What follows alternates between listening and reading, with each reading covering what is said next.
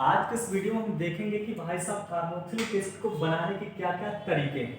तो हमारा lecture number 1 shoot हो रहा है जिसका नाम है रिएजेंट केमिस्ट्री। कौन सा केमिस्ट्री? Reagent chemistry. इस रिएजेंट केमिस्ट्री में हमारे पास बहुत सारे रिएक्टेंट होंगे और उस रिएक्टेंट की सहायता से हम क्या बनाएंगे? Carboxylic acid. ये COOH फंक्शनल ग्रुप जो होता है इसे बोलते हैं कार्बोक्सिलिक एसिड। तो सबसे पहला जो हमारे पास तरीका है बनाने के लिए कार्बोक्सिलिक एसिड, सबसे पहला हम क्या लेते हैं? Acid halide. क्या लेते हैं? Acid halide. और इस एसिड हैलाइड का क्या कराते हैं? Hydrolysis. What do mean by hydrolysis? ठीक है, तो हाइड्रोलिसिस में बेसिकली होता है जो हमारे पास कार्बन है एंड Cl बॉन्ड, इसको किससे ब्रेक करते हैं? H2O देकर।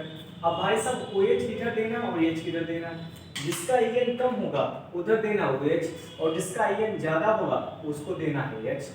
लेस En को मोर En को लेस En। यहाँ से H2O देकर बॉन्ड को क्या करेंगे? ब्रेक करेंगे। ये वाला H इस वाले Cl को लेकर बाहर हो जाएगा और यहाँ पर OH और ये CO, यहाँ क्या हो जाएगा? COOH। और इसके बाद दूसरा फंक्शनल ग्रुप आता है एसिडेमाइड। तो बेसिकली इसका भी हाइड्रोलिसिस करते हैं। तो इस वाले पार्ट को कैसे लेके तोड़ेंगे? H2 देके, और इधर क्या आ जाएगा? OH, इधर क्या आ जाएगा? H। इसका En कम है तो इधर OH दे दिया, इसका En ज्यादा है तो इधर क्या दे दिया? H। अब इस वाले कार्बन पर एक आ गया OH और इस नाइट्रोजन के साथ जुड़ गया H। तो यहाँ से ये वाला फंक्शनल ग्रुप किसमें बदल गया? एसिड में। यहाँ गया एसिड। अब ये वाला फंक्शनल ग्रुप है ईस्टर। क्या है? ईस्टर। अब ईस्टर में क्या है? इस वाले बॉन्ड को क्या देके तोड़ेंगे? H2। क्या देके तोड़ेंगे? H2। जिसका En कम है उधर लगाएंगे OH और जिसका En ज्यादा उधर लगाएंगे H। तो इस वाले कार्बन पे एज इट इज यहाँ पर ऐसे का ऐसे ही रहेगा, मगर यहाँ पर कौन आके जुड़ जाएगा? OH। तो यहाँ पर आ गया OH और एक और सा फंक्शनल ग्रुप बन गया कार्बोक्सिलिक एसिड। अब उसके बाद दूसरा फंक्शनल ग्रुप लेते हैं एनहाइड्राइड। क्या लेते हैं? एनहाइड्राइड। अब एनहाइड्राइड में बेसिकली ऐसा है, इस तरह का फोटो है। तो इसमें दो दो पार्ट, कितने पार्ट के? दो पार्ट। एक बगल CO फंक्शनल ग्रुप, एक बगल CO और बीच में कौन है? ऑक्सीजन है।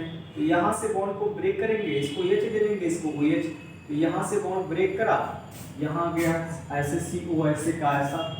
अब इस वाले पे कौन आ गया? फिर से OH। फिर से हमारा कौन आ गया? OH। फिर से कार्बोक्सिलिक एसिड। ऐसे दूसरा मोल है, इधर भी आ जाएगा OH। यहाँ क्या था? कार्बन, और इस कार्बन से कौन जुड़ गया? OH। तो यहाँ पर भी आ गया OH। अब देखते हैं ये हमारे पास क्या है? एल्डिहाइड। ये भी क्या है? एल्डिहाइड। अब देखिए जो हमारा टॉलरेंट रिएजेंट होता है, कौन सा? Tolerant reagent. तो बेसिकली टॉलरेंट रिएजेंट का एक ही काम होता है जो क्या करता है? ऑक्सीडेशन। टॉलरेंट रिएजेंट हमारा जो एल्डिहाइड होता है उसको ऑक्सीडाइज करता है। यहाँ पर कितने ऑक्सीजन है? एक। यहाँ पर कितने ऑक्सीजन है? दो। तो यहाँ से ऑक्सीडेशन करके किसमें बदल देता? कार्बोक्सिलिक एसिड में। किसमें बदल देता? कार्बोक्सिलिक एसिड में।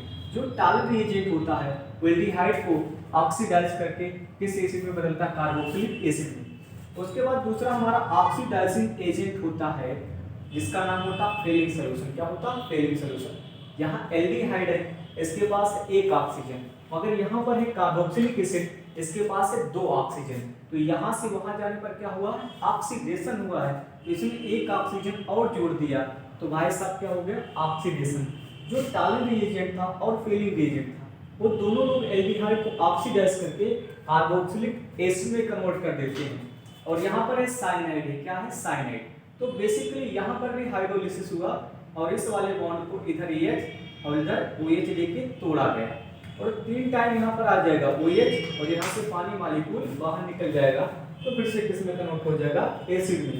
और यहाँ RMgX, इस रिएजेंट का नाम होता है ग्रिग्नार्ड रिएजेंट और उसके सामने है CO2 और यहाँ H+। ये बेसिकली एक NAR रिएक्शन होता है, न्यूक्लियोफिलिक एडिशन रिएक्शन होता है। तो ये न्यूक्लियोफाइल जाकर बेसिकली यहाँ पर अटैक करता है और एसिड H+ जाके यहाँ पर जुड़ जाता है और Mg बाहर निकल जाता है। तो ये वाला भी एसिड वाले फंक्शनल ग्रुप में कन्वर्ट हो जाता है। तो रिएजेंट केमिस्ट्री का पहला वीडियो देखने के लिए आप सभी लोगों का दिल से धन्यवाद।